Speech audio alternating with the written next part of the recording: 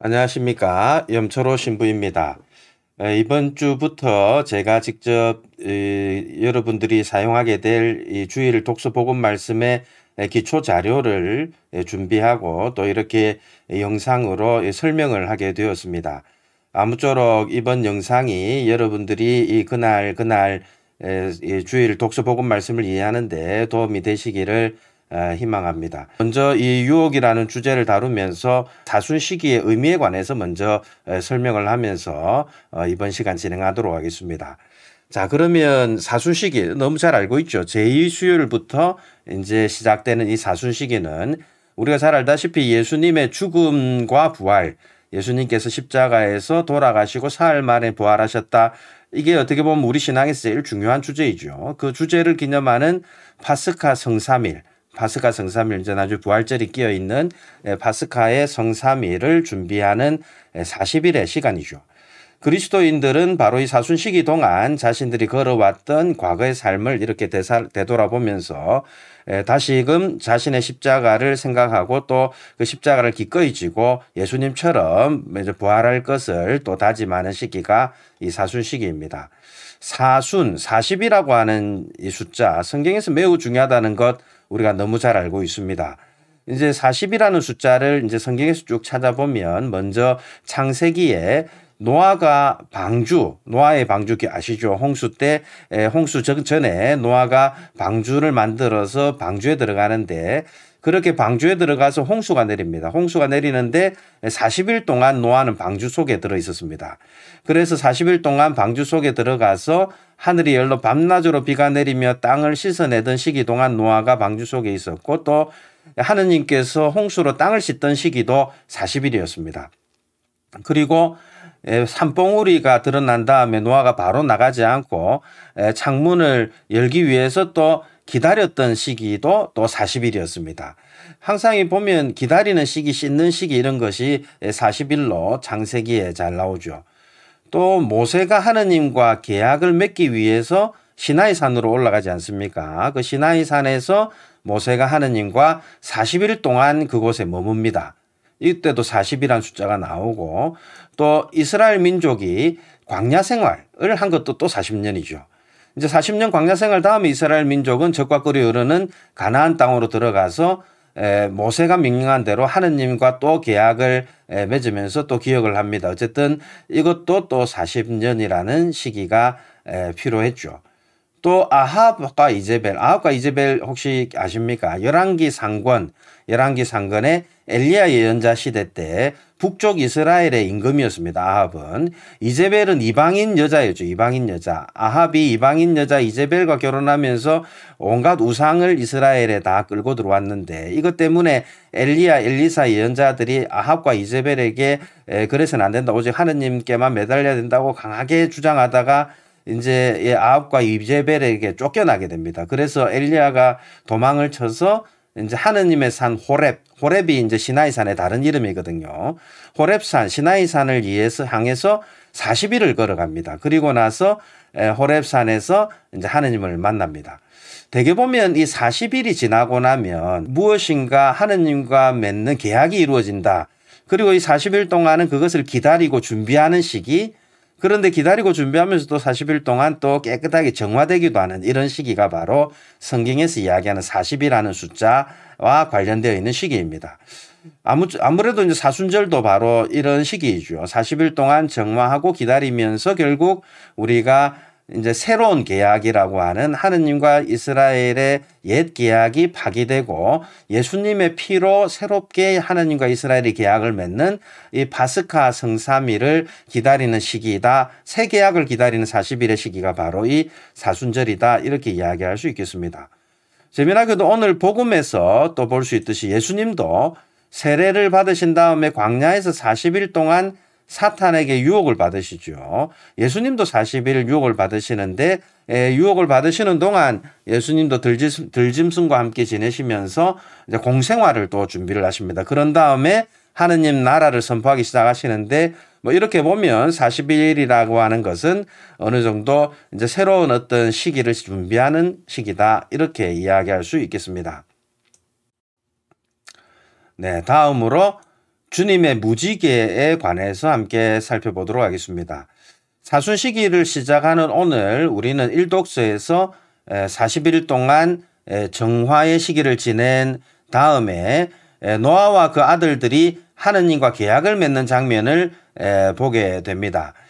창세기 6장 5절 6절의 내용인데 함께 보시면 주교회의, 한국천주교 주교회의 들어가더라도 여러분들이 매일 독서 복음 말씀을 함께 볼 수 있죠. 이제 거기에 이제 여러분들 매일사책에도 잘 나와 있습니다만은 대개 독서 밑에 이렇게 조그만 표시되어 있는 거, 이런 표시들, 이게 그 독서가 왜 선택되었는지 그 주제를 잘 알려줍니다. 사실 뭐 이런 것들 여러분들이 매주 독서 복음 말씀에 이렇게 나온 표시들 잘 읽어보시면 그 전례의 주제를 알 수 있게 되고, 저도 이런 주제들을 중심으로 이 방금 이야기하는 이런 이야기들을 정리를 한 거거든요. 이제 여기에 창세기 말씀을 일독서로 우리가 읽게 되는데, 거기 보시면 이제 하느님과 이스라엘이 맺는 계약 이야기가 나옵니다. 그런데 이 계약 이야기는 9장에 나오는 이야기입니다. 그리고 여러분들이 또 천주교 주교회의 또 사이트 들어가시면 성경을 또 보실 수 있습니다. 이미 이제 6장부터 노아의 이야기가 나옵니다. 그런데 노아의 이야기 앞서서 여러분들이 잘 아시다시피 인류의 타락 이야기가 나옵니다. 노아가 등장하기 전에 인류가 타락을 하는데, 주님께서는 사람들의 악이 세상에 많아지고 그들 마음의 모든 생각과 뜻이 언제나 악하기만 한 것을 보시고 세상에 사람을 만드신 것을 후회하시면서 마음 아파하셨다라는 내용이 나옵니다. 이제 이 창세기 6장 5절 6절. 그런데 이제 이것 때문에 주님께서 이제 노아의 홍수를 일으키셨다. 이게 이제 우리 창세기의 이야기죠. 그래서 주님은 이제 세상 모든 것을 쓸어버리시려고 홍수를 내리시는데, 이 홍수가 40일 동안 지속이 되었습니다. 그런데 하느님은 이제 이를 통해 세상을 파멸하고자 않으시고 노아를 선택하십니다. 왜냐하면 하느님이 처음에 아담 선택하실 때 아담이 자기 만들어 달라는 것도 아니었고, 노아를 창조하실 때 노아를 만들어 달라는 것도 아니었죠. 세상에 여러분들도 사실 이 땅에 태어날 때 만들어 달라 해서 태어난 사람 아무도 없습니다. 하느님 쪽에서 먼저 만들어 주신 것이죠. 그러면 창세기에 처음에 하느님께서 아담 창조하실 때 아담을 창조하신 다음에 아담에게 뭐라 이야기하십니까? 자식을 많이 낳고 번성해서 땅을 가득 채워라는 약속을 해주십니다. 그러면서 하느님은 어떤 조건도 걸지 않으시거든요. 그러면 하느님께서 아담을 창조하시면서 축복을, 자식과 땅이란 축복을 내려주시는데, 이 자식과 땅이란 축복은 아담이나 사람들이 착한 일 해야 주고 나쁜 일 하면 안 주고 뭐 이런 어떤 문제는 아니었습니다. 그러나 하느님께서 인간을 창조하셨지만, 이제 하느님이 인간을 창조하실 때 잘못 창조하신 것이 아니라 인간이 하느님이 아니다 보니까 인간이 하느님처럼 되려고 교만을 떨다가 결국 세상에 죄가 들어오게 되었다. 이게 우리 창세기 이야기죠. 근데 창세기 이야기에 따르면 인간의 죄로 하는 이 세상에 이제 여러 가지 타락, 그리고 범죄, 고통, 죽음 이런 것들이 이제 들어오게 되었는데, 이 때문에 하느님께서 이제 인간을 창조하신 것을 엄청 이제 후회하시는 장면이 창세기에 나옵니다. 그래서 홍수로 파멸하신다고 했지만, 그렇게 해서 인간을 모두 파멸하고 나면 하느님이 처음에 아담한테 주었던 그 약속 어떻게 됩니까? 취소하는 게 되는 거잖아요.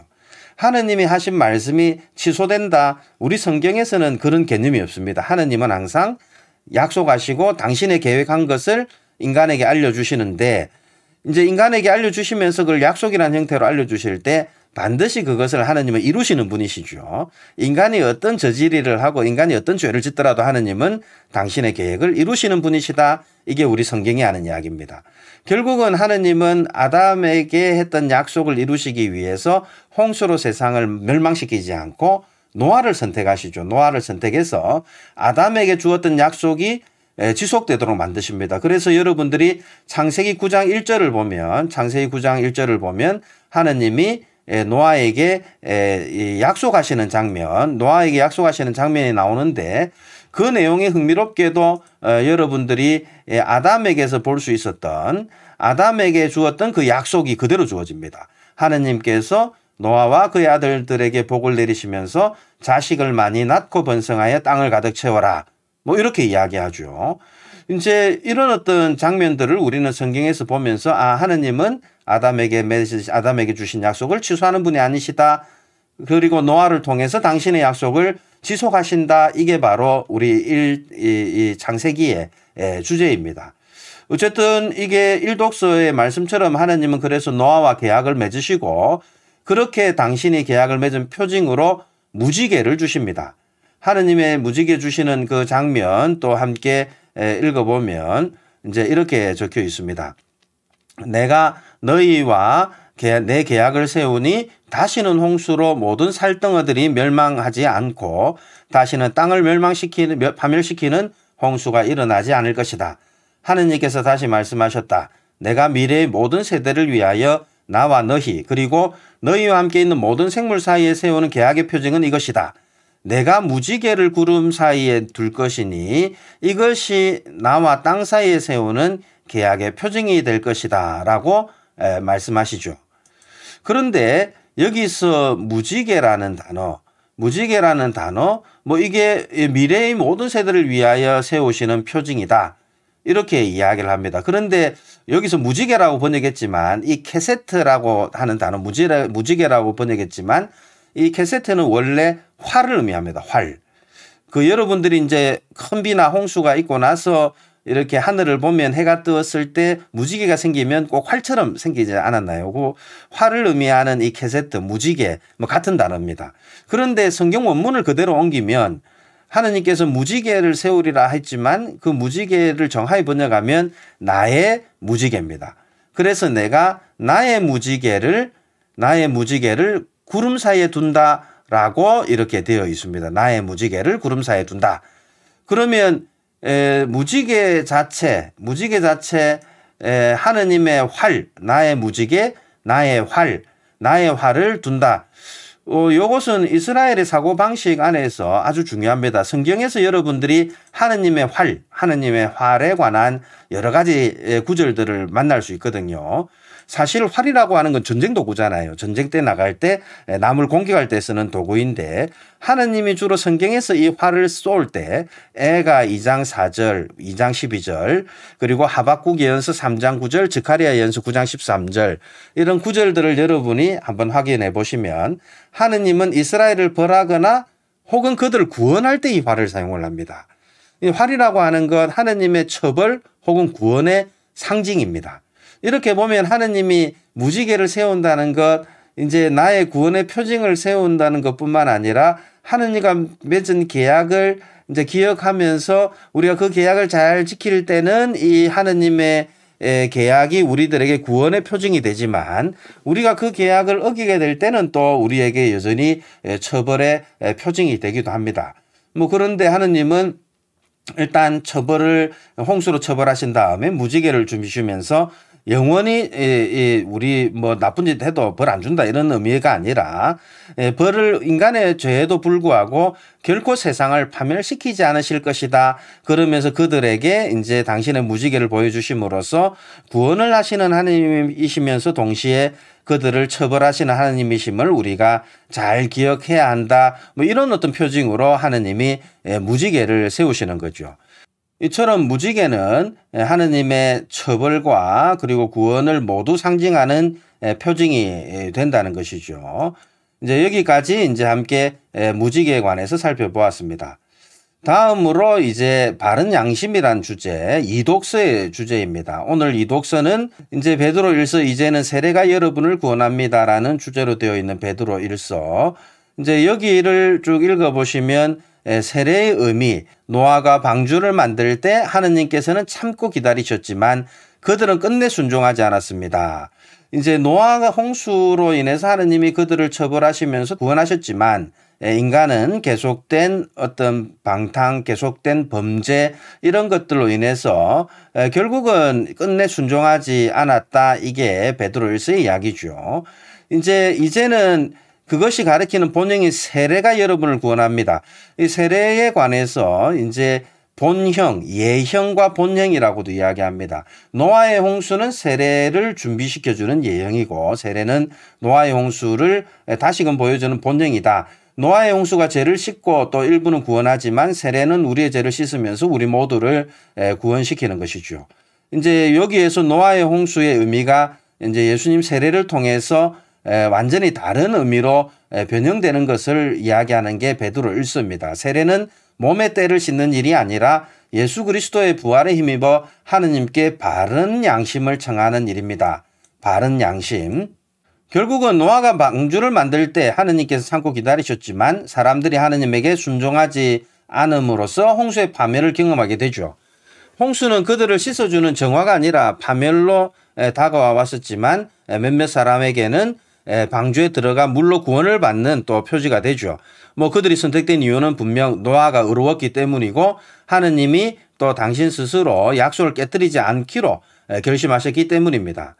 이제 여기 베드로 1서의 말에 따르면 우리 그리스도인들은 예수님의 의로움 덕분에 구원을 받기 위해서 선택된 이들입니다. 이것 때문에 노아의 홍수와 예수님의 세례가 서로 잘 대비가 되죠. 노아의 홍수는 예형, 이제 준비해 주는 것, 예수님의 세례, 예수님을 통한 세례는 이제 그것의 본형. 이제 우리는 예수님의 세례, 예수님을 통해서 세례를 받음으로써 구원을 얻게 되는 사람들입니다. 오늘 이 독서에서 베드로는 우리 모두 세례를 통하여 죄를 깨끗이 씻게 되었다고 이야기하죠. 예수님의 부활에 힘입어 세례를 통해서 우리는 정화되고 또 새로운 생명을 얻게 되었다는 말입니다. 베드로가 이야기하듯이 이 세례는 단순히 죄만 씻는 것으로 끝나는 것이 아니라 우리에게 완전히 변화된 회개의 삶을 요구합니다. 이를 베드로는 이제 예수 그리스도의 부활에 힘입어 하느님께 바른 양심을 청하는 일이다. 이렇게 이야기를 하는 거죠. 바른 양심을 청하는 일. 과연 여러분들은 세례를 받고 정화된 다음에 하느님께 항상 바른 양심을 청하고 또 그런 양심에 따라 살아가고 있는지 또 오늘 1독서, 2독서 내용에서 우리가 함께 묵상해 볼 수 있는 주제이죠. 이제 복음으로 넘어갑니다. 오늘 복음은 마르코 복음 1장 12에서 15절. 오늘 주제는 예수님께서는 사탄에게 유혹을 받으셨다. 천사들이 그분의 시중을 들었다. 마르코 복음을 읽어보시면 마테오 복음이나 루카 복음에 하고 좀 다르게 예수님 유혹 이야기가 좀 짧습니다. 여러분들이 알고 있는 이 돌을 빵으로 만들어 봐라 이런 유혹 이야기들은 마테오 복음하고 루카 복음에 나오는 이야기들이죠. 성령께서는 예수님을 광야로 내보내는데 유혹은 예수님의 부족함 때문에 생긴 것이 아니라 성령의 계획에 따라서 이루어진 유혹이죠. 40일 동안 사탄에게 유혹을 받으십니다. 또한 들짐승들과 함께 지내시는데 천사들이 시중을 듭니다. 그분의 시중을. 요한이 잡힌 뒤에 예수님께서는 갈릴리아에 가시어 하느님의 복음을 선포하시며 이렇게 말씀하십니다. 때가 차서 하느님 나라가 가까이 왔다. 회개하고 복음을 믿어라. 자, 이 내용에 관해서 함께 이야기를 나누도록 하겠습니다. 예수님은 광야에서 40일 유혹을 받으시는데 흥미로운 점은 이 사건이 예수님 세례 사건 바로 다음에 일어납니다. 이제 이 이야기는 우리에게 많은 점을 알려줍니다. 왜냐하면 세례로 이미 모든 것이 깨끗하게 되었다 해도 우리는 끊임없이 유혹을 받는다는 이야기인 거죠. 예수님의 세례 이후의 유혹, 세례가 있었다 하더라도 우리가 완전히 변화된 삶으로 완벽해지는 것이 아니라 세례 다음에도 우리는 끊임없이 유혹을 받으면서 단련을 받아야 합니다. 아무런 죄가 없지만 예수님도 우리와 함께 세례 이후에 유혹을 받으신 것처럼 우리 역시도 죄가 있든 없든 예수님처럼 유혹을 받게 될 거라고 이제 보여주시는 사건이 바로 이 예수님의 유혹 이야기입니다. 이제 이렇게 보면 40일이라는 시간, 사순절은 우리에게 정화의 시간이면서 동시에 새 계약을 위해 나아가는 유혹의 시기다. 이렇게도 이야기할 수 있겠죠. 자, 그런데 오늘 복음에서 예수님은 유혹을 받으면서 천사들의 시중을 받으시죠. 천사들의 시중을 받으시는 이유는 예수님이 하느님의 아드님이심을 드러내는 장면이다. 이렇게 이야기할 수도 있겠습니다. 예수님은 하느님의 아드님이니까 천사들의 시중을 받는다.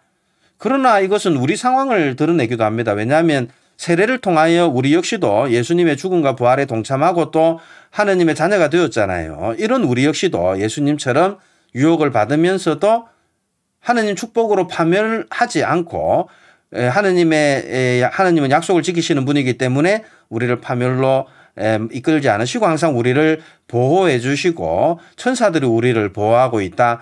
이것을 우리가 이 대목에서 확인할 수 있죠. 그렇다고 우리가 죄를 짓지 않는다는 이야기는 아닙니다. 우리는 예수님과 다르기 때문에 유혹에 빠지기도 하죠.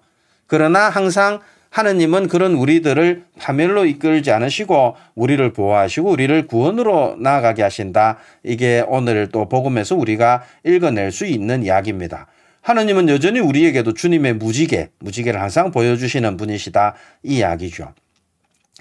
홍수 이야기와 좀 연결해서 돌아가서 이야기를 해보면 홍수가 끝난 다음에 하느님은 노아와 계약을 맺으십니다. 홍수가 끝난 다음에 이제 물로 세상 모든 것을 파멸하고 쓸어버리지만 다른 한편으로 세상을 깨끗이 정화하시죠. 악은 사라지고 새 인류가 시작이 됩니다. 마찬가지로 예수님께서 물로 세례를 받은 것처럼 우리 그리스도인들도 물로 깨끗하게 정화되면서 새 인류가 되었습니다. 이제 그런데도 우리 앞에는 여전히 유혹이 도사린다. 이 점, 그 유혹 앞에서 우리는 이제 선택을 해야 됩니다. 하느님의 구원 계획을 받아들이고 그분의 창조물을 보호하고 꽃피우는 방향으로 갈 건지, 아니면 그냥 예전처럼 홍수 이전의 때처럼 또 우리 세례 이전의 삶처럼 다시 세상을 파괴하고 악으로 물들이는 삶으로 나아갈 건지 우리 역시도 고민을 해야 됩니다. 사순식이라고 하는 것, 홍수 이후에 예수님에게서 선택을 받아 새로운 인류의 자리에 들어선 우리 그리스도인들이 여전히 유혹에 노출되어 있음을 우리에게 알려주는 시기거든요. 그래서 이 사순시기는 우리에게 구원을 알려주면서도 동시에 참회와 회개, 어디로 나아갈지를 선택하기를 요구하는 시기이기도 합니다. 베드로 이서가 이야기하듯이 하느님께 바른 양심을 청하고 그 양심에 따라 완전히 변화된 회개의 삶을 살기로 그렇게 다짐하는 시기가 이 사순시기입니다. 그렇게 우리가 회개하고 하느님의 뜻에 따라서 살아갈 때 이제 그 사순시기를 통하여 우리는 하느님의 나라를 이루는데 동참하게 되겠죠. 예수님께서도 40일 동안 사탄 유혹 받으신 다음에 갈릴리아에 가셔서 바로 하느님의 복음을 선포하며 이렇게 이야기하십니다. 때가 차서 하느님의 나라가 가까이 왔다. 회개하고 복음을 믿어라. 사실 하느님 나라가 가까이 왔다. 하느님 나라 과연 어디 있을까요? 여러분도 하느님 나라 보신 적 있으십니까? 하느님 나라 참 어려운 개념입니다. 성경 안에서. 복음사가들은 하느님 나라를 어떤 장소로 이해하지 않고 하느님의 뜻이 미치는 곳이면 어디든 하늘나라다. 왜냐하면 하느님의 나라, 하느님의 임금으로서 당신의 뜻대로 다스리는 나라가 하늘나라라고 한다면 하느님의 뜻이 이루어지는 곳은 하늘나라이겠죠. 그런데 예수님이 바로 하느님 뜻을 이루시는 분이죠. 그러면 예수님이 계신 곳은 바로 하늘나라입니다. 그리고 예수님도 하느님의 뜻에 따라 오신 분이잖아요. 하느님의 뜻이 이루어진 분이 바로 예수님이라면 예수님도 바로 하느님 나라이겠죠. 그래서 예수님이 이 땅에 오신 걸 두고 뭐라 그러냐면 하느님 나라가 가까이 왔다 이렇게 이야기합니다. 그리고 예수님이 이루시는 모든 것 아버지의 뜻 하느님 뜻을 이루시기 때문에 예수님이 이루신 것도 바로 하느님 나라다 이렇게 표현을 합니다. 마르코 복음사가는 바로 이 하느님 나라가 이루어지는 때가 예수님이 오시면서 이제 다가왔다고 선포를 하죠. 이제 이 나라에 들어가려는 이는 회개를 해야 됩니다. 바른 양심을 가지고 완전히 변화된 회개의 삶을 살아야 됩니다.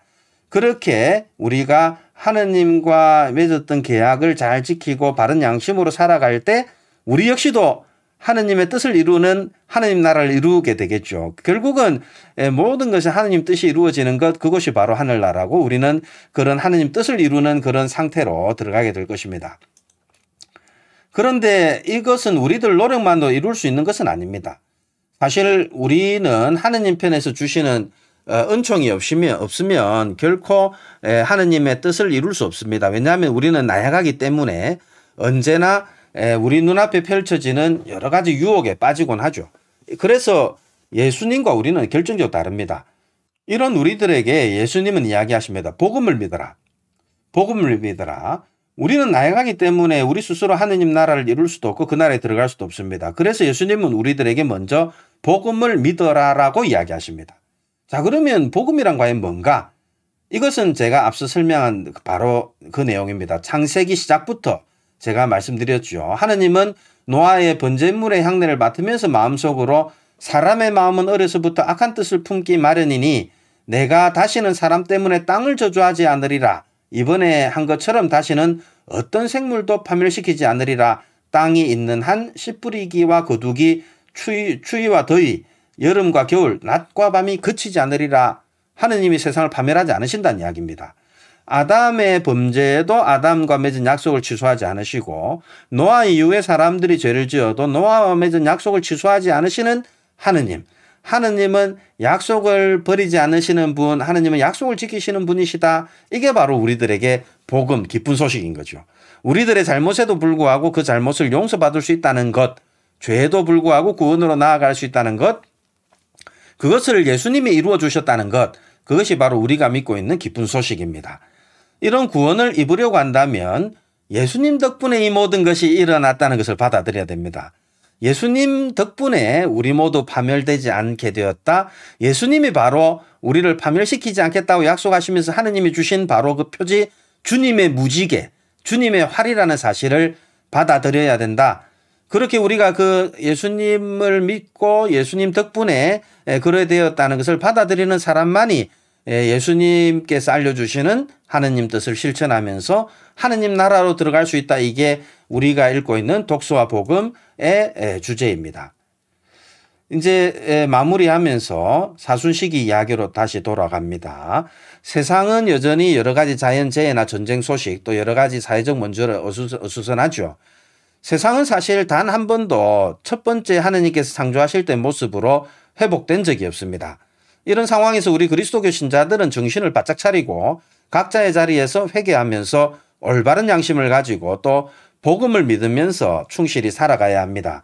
하지만 우리들 각자의 모습 어떻습니까? 과거의 모습으로 인해서 쉽게 자신의 삶을 바꾸지 않는 우리들의 모습 어떻습니까? 저도 좀 약간 요즘에 좀 그런 면이 좀 많이 있는 것 같습니다. 특히 나이가 들면서 점점 더 그리 되어 가는 것 같아요. 주변 사람들은 사실 변하지 않는데 왜 굳이 나만 변해야 하는가라고 생각할 수도 있습니다. 주변 사람들이 변하지 않고 세상이 나쁜데 왜 나만 착해야 되는가? 그렇다 해서 세상이 다 나쁘게 산다고 나도 나쁘게 살아야 하는가? 다시 한번 생각해 볼 필요가 있죠. 그리고 우리는 아직 젊어서 아직 종말까지 생각할 필요가 없다라고 생각하며 아직 회개할 시간은 충분히 있다 이렇게 생각하지 않습니까? 그러나 우리들에게 그렇게 시간이 많지는 않습니다. 젊다 하더라도 종말은 누구에게 먼저 오고 누구에게 늦게 오는 것이 아니라 항상 우리 앞에 있는 게 종말이죠. 마고는 이렇게 이야기합니다. 지금 이 순간 당신이 자신의 사망 기사를 쓰고 있다고 상상해 보십시오. 여러분들도 시간이 되면 한번 여러분의 사망 기사를 한번 써보시면 어떻게 보면 자신의 종말에 대해서 한 번 더 생각해 볼 수 있지 않을까 생각이 듭니다. 당신은 자기 일생의 과업에 대해 만족하시나요? 만약 만족하지 않는다면 당신의 삶이 아직도 완성되지 않았음을 기억하십시오. 사실 완성되었다고 생각할 사람이 얼마나 있겠습니까? 오늘은 바로 당신을 위해 있는 적절한 시점입니다. 다시 시작하십시오. 당신은 최선의 당신이 될 수 있는 힘을 아직 가지고 있습니다. 잘못이란 지워질 수 있습니다. 사실 지금 이 바로 우리가 출발할 첫 시작, 제일 빠른 시점이다. 이렇게 이야기할 수 있겠습니다. 당신 앞에 놓인 도전에 대해 하느님께 감사하십시오. 그리고 전진하십시오. 우리 삶을 변화시킬 수 있는 기회가 되는 사수시기가 해마다 돌아온다는 것, 우리 삶에 얼마나 큰 은총인지 모르겠습니다. 그것 때문에 우리가 사순시기를 은총의 시기다 이렇게 이야기하는가 봅니다. 자, 지금까지 제가 나해 사순 일주일 기초자료에 관해서 설명을 드렸습니다. 이 기초자료를 이 설명을 들으신 여러분들이 각자의 방식으로 잘 활용하시기를 기대하겠습니다. 다음 주에 다시 뵙도록 하겠습니다. 감사합니다.